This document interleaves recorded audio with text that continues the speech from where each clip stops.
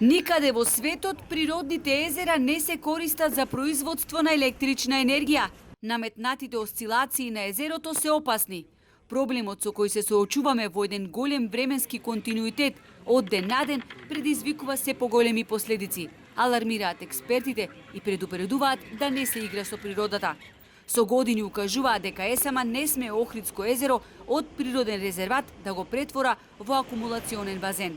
Ние не можеме да трпеме последиците од некој несовесно или профитерско размислување на некаква компанија, независно дали е државна, приватна или било како. Според последните мерења на ЕСАМА, нивото денес изнесува 693,20 метри надморска височина, што е на само 10 сантиметри до минимално дозволената кота. Големи површини од езерското дно остануваат суви, предизвикувајќи изумирање на многу ендемични растителни и животински видови. Сите тие индуцирани осцилации на нивото на водата на Охридското езеро, подпомогнати со ред други причини, како што е забрзана еутрофикација, деградација на живеалишта, узурпација неконтролирана на брегот на езерото, предизвикува понекогаш нереверзибилни последици врз живиот свет во истото.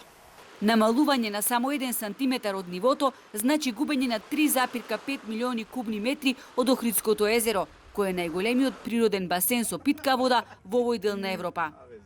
Треба да има промени на политиките затоа што не очекува период и на климатски промени.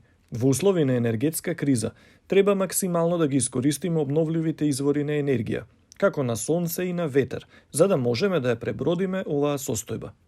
И додека од Министерството за животна средина се правдаат, а експертите алармираат државата да го заштити езерото, првиот човек на ЕСАМА неодамна кажа дека од 10 октомври Охридско ќе се користи за производство на струја и оти тоа ќе било исклучиво за системски и балансни услуги. Граѓанските активисти со апел да се затворат испустите на Дрим во Струга, бидејќи водата во езерото значително е намалена.